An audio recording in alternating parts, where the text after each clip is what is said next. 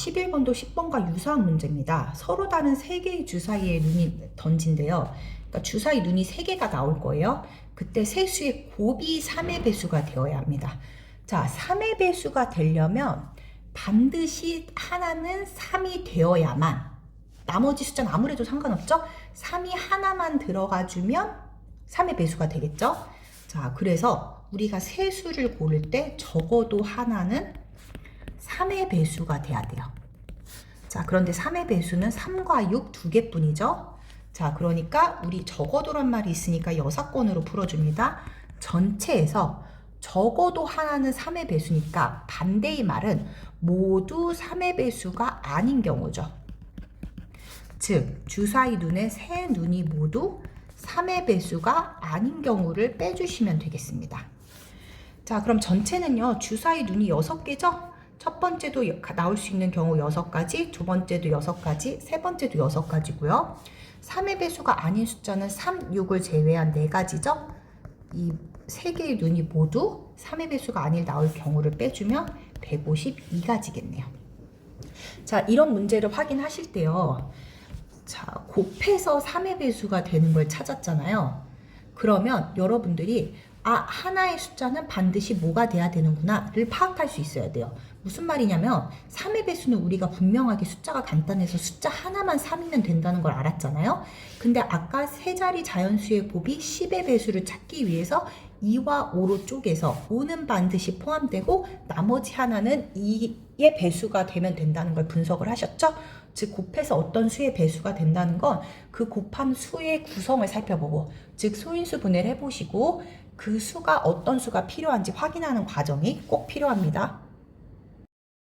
계속 비슷한 유형입니다. 540의 약수이면서, 자, 이 문제는 우리 너무 잘 알고 있어요.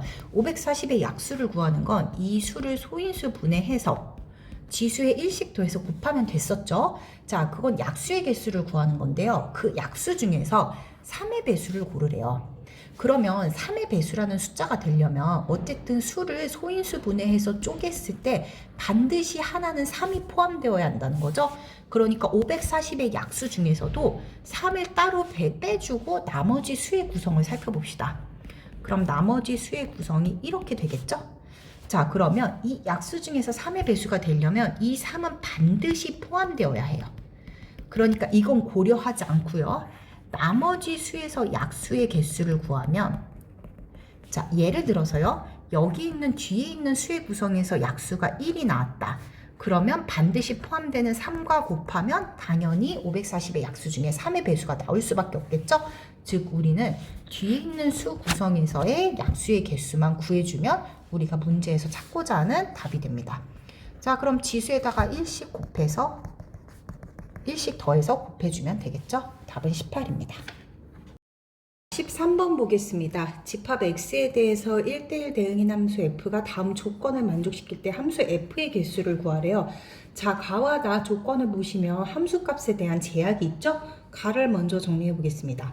p가 소수일 때, 즉 p가 2이면 2보다 작고요. 3이면 3보다 작고 5이면 5보다 작고 F7은 7보다 작다는 구체적인 조건이 나와 있죠. 자, 나는 배수 관계에 있으면, 즉 A가 B의 약수이면 A가 FB보다 작다라고 되어 있는데 지금 1부터 8까지 숫자에서 약수와 배수 관계는 8의 약수밖에 없어요. 즉 F1보다는 F2가 크고요. F2보다는 F4가 크고요. F4보다는 F8이 크네요. 조건이 하나 더 있습니다. 3과 6도 약수와 배수 관계니까 F3보다는 F6이 크겠네요.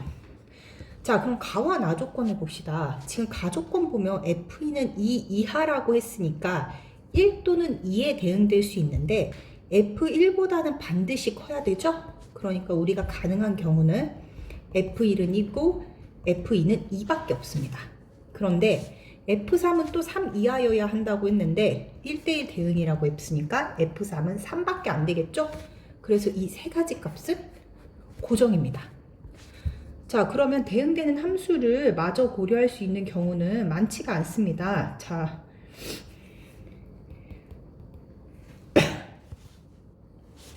F5가 5 이하라고 했으니까 F5는 3보다는 당연히 1, 2, 3이 대응됐으니까 나머지 원소인 4, 5 중에 가능하고요. F7은 7 이하라고 했으니까 나머지 원소인 4, 5, 6, 7 중에 가능하겠죠? 자, 그럼 경우가 몇 개 없습니다. F5가 4에 대응되면 F7은 예를 들면 5, 6, 7밖에 대응이 안 되기 때문에 경우를 각각 나눠주시면 되겠습니다. 만약에 F5가 4고 F7은 4는 안 되니까 5라고 해봅시다. 그러면 우리 함수값이 정해지지 않은 F6과 F4와 자 순서를 바꿔서 쓸게요. F4와 F6, F8은 4와 5와 대응되지 않은 6, 7, 8이 되겠죠. 자, 그럼 보시면요. 만약에 F6을 먼저 결정해서 예를 들어 F6에 대응되는 값이 7이라고 해봅시다. 그럼 F4와 F8은 아까 나 조건에 의해서 크기 관계가 결정이 되었으니 F4는 당연히 6에 대응되고 F8은 당연히 8에 대응돼야겠죠? 즉 우리는 배수 관계, 대소 관계가 정해지지 않은 F6의 함수값만 정해주면 됩니다. 자, 그래서 3개 중에 한 가지를 고르면 되니까 3가지가 되겠죠? 자, 다른 경우도 마찬가지입니다. 여전히 F5는 4인데 F7은 6에 대응된다고 해봅시다. 그러면 F4, F6, F8의 함수값은 5, 7, 8 중에 결정돼야 되는데 마찬가지로 F6만 3가지 중에 하나를 결정해주면 F4와 F8의 값은 저절로 정해집니다. 자, 다른 경우도 마찬가지겠죠? F5의 값이 여전히 4인데 F7의 값은 4를 제외하고 5, 6, 7이라고 해봅시다. 자, 그러면 똑같은 경우에 의해서 F6의 값만 정해주면 되기 때문에 3가지입니다. 자, 경우를 더 나눠볼까요? 이번엔 F5가 5라고 해봅시다. F5가 5에 대응되면 F7은 4가 될 수 있고요. F7은 6이 될 수도 있고요. F7은 8이 될 수도 있습니다. 마찬가지로 각 3가지 경우마다 각각 가능한 치역의 원소 3가지 중에 하나를 선택하면 되기 때문에 3씨 1개만큼 있죠? 즉 9개가 있습니다. 자, 여기도 마찬가지죠? 3개 더해주면 9개가 되겠죠? 다 더해주면 18가지가 있게 되겠습니다. 이번 문제입니다. x에서 y에 대해서 함수값의 결과가 a, b, c, d, e가 크기 순서가 차례대로 커지는데 단 한 가지 유의할 점, c와 d는 같아도 된다는 게 있죠? 자, 그러면요, 우리가 이 대소 관계가 등호가 없는 채로 순 증가 함수의 경우가 정해져 있었습니다. 자, A, B, C, D, E에 대응되는 함수값, Y 공역의 원소 7개 중에서 대응될 수 있는 원소 5개만 고르면 저절로 함수값 크기에 따라서 순서가 정해지기 때문에 순연이 아니라 조합이라고 했죠. 자, 근데 우리가 찾고자 하는 건 여기에 등호가 추가된 내용이죠. 자, 그럼 어떻게 되냐? 우리가 지금 구한 값에 등호가 빠진 것이 문제니까 등호가 추가된 경우 FC와 FD의 함수값이 다 같은 경우만 추가해주면 각각 다른 경우에 대해서 경우의 수를 구해준 거니까 되겠죠. 자, 그럼 보시면 함수값 C에 대한 함수값이 정해지면 D에 대한 함수값도 저절로 정해지기 때문에요. 이 경우 치역의 원소는 하나, 둘, 셋, 4개만 골라주면 크기가 정해져 있으므로 순서가 저절로 완성됩니다. 즉 가능한 공역의 원소 7개 중에 4개만 정해주면 되겠죠. 따라서 7C4와 7C5를 더해주면 되는데요. 자, 이거 제가 계산을 해도 된다고 했는데요. 그때 교과서에 나왔던 얘기죠. 자, 요 공식을 암기를 하지 않아도 계산을 해도 된다고 했는데 이런 경우 혹시 문자의 값을 정하라고 할 때는 이 값을 공식을 외우고 있는 것이 훨씬 편할 수 있어요. 자, 요 공식 뭐 계산을 해도 되지만 외우고 있으면 편하다고 했습니다. 자, 왜 그러냐면 예를 들어 이렇게 나와 있으면 이 n의 값을 정할 때 계산을 직접 하는 것보다 이 공식을 알고 있는 게 훨씬 편하겠죠? 따라서 여러분들 이 공식을 외우고 있으면 더 좋겠다는 말씀 다시 말씀드리고요. 자, 그럼 이 말에 따르면 4와 5 하나씩 커지니까 C 앞에 붙어 있는 숫자 하나를 크게 써주고요. 뒤에 더 큰 숫자를 써주면 8C5가 되죠. 자, 조합의 성질에 따라 8C3과 같기 때문에 56이 답이 되겠습니다. 이번 역시 함수의 개수를 찾는 문제입니다. 연습 문제에서 비슷한 유형을 보았을 텐데요. 자, 함수가 x집합이 있고요. y집합이 있습니다. 가의 조건을 보면 4에 대응되는 함수값이 5라고 고정되어 있죠? 그러면 항상 고정되는 것 먼저 골라달라고 했습니다. 그리고 나머지 원소 뿐만이 아니라 그 모든 원소에 대해서 x1보다 x2의 값이 크면 결과값도 크다고 되어 있죠? 즉 순준가 함수를 찾으라고 했는데, 자, 4보다 작은 x의 원소 1, 2, 3은 당연히 공역의 원소 5보다 작은 1, 2, 3, 4에 대응이 돼야만이 조건 나를 만족하겠죠? 따라서 4개의 원소 중에 치역을 낼 수 있는 원소 3개만 골라주면 1과 2와 3이 대응되는 원소의 순서가 저절로 정해진다고 했습니다. 마찬가지로요, 4보다 큰 5에 대응되는 원소는 공역에서도 5보다 큰 6과 7에 대응돼야겠죠? 2개 원소 중에 하나만 대응되면 돼야겠고요. 함수가 되려면 모든 x의 정의역의 원소가 출발을 해야 되기 때문에 동시에 사건이 일어나야겠죠? 따라서 곱해주시면 되겠습니다. 정답은 1번입니다. 16번도 함수의 개수 구하는 문제죠. 집합 x에서 x로에 대응되는 함수이니까 집합 표시를 좀 해볼게요. 자, 조건 가를 보시면 치역의 원소는 4개고요. 나를 보시면 자기 자신에 대응되는 원소의 개수는 3개입니다. 그러면 조건 가를 먼저 고려할지 나를 먼저 고려할지 확인해 보셔야 되는데요. 만약 조건 가를 먼저 본다고 해봅시다. 예를 들어 치역의 원소가 4개를 먼저 설정해 볼게요. 그리고 나서 나를 고려하게 되면요, 자기 자신으로 대응되는 원소의 개수가 3개라고 했어요. 그러면 반드시 자기 자신으로 대응돼야 되는 원소 3개를 고르려면 1, 2, 3, 4 중에 3개가 자기 자신으로 대응돼야겠죠? 그래서 이 중에 아무 생각 없이 3개를 고르면 어떻게 되냐? 만약 이렇게 대응되는 경우를 포함했다고 해봅시다. 그러면 4는 저절로 4에 대응이 되어야만 하겠죠.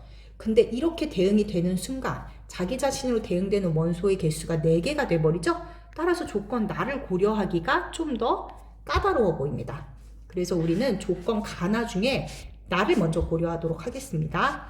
나를 고려하면요, 자기 자신으로 대응되는 원소 3개를 먼저 골라줍니다. 예를 들어 2, 4, 5라고 하면요, 반드시 이 3개는 자기 자신으로 결정이 되겠죠? 자, 조건 나를 고려하게 되면 자기 자신으로 대응되는 원소 3개를 골라서 10가지가 나옵니다. 자, 그 다음에 조건 가를 고려해 봅시다. 조건 가를 고려할 때요, 남은 원소 1, 3을 고려해 볼게요. 만약에 1이라는 원소가 1에 대응됐다고 해봅시다. 그러면 당연히 조건 나에 위반되니까 안 되겠죠? 자, 그리고요, 1이 1에 대응되지 않아서 1이 만약에 2에 대응됐다고 해봅시다. 그러면 치역의 원소의 개수가 4개여야 되는데 3은 반드시 1에 대응될 수밖에 없겠죠? 왜냐하면 3이 3에 대응되면 조건 나에 위반되기 때문이죠. 자, 그래서 우리가 고려할 점은요, 1과 3의 함수값을 결정짓는 방법입니다. 1과 3 중에 하나는 반드시 자기 자신이 아닌 2, 4, 5 외부에 있는 값이 정해져야 돼요. 자, 만약에 1과 3 중에 1을 선택했다. 그러면 그 값은 자기 자신이 아닌 반드시 남의 값에 대응이 되어야 합니다. 자, 그런가 하면 남은 3의 값은 반드시 이미 결정된 치역의 원소 2, 4, 5 중에서 하나를 찾아가야만 자기 자신에 대응되는 불상사를 막을 수가 있죠.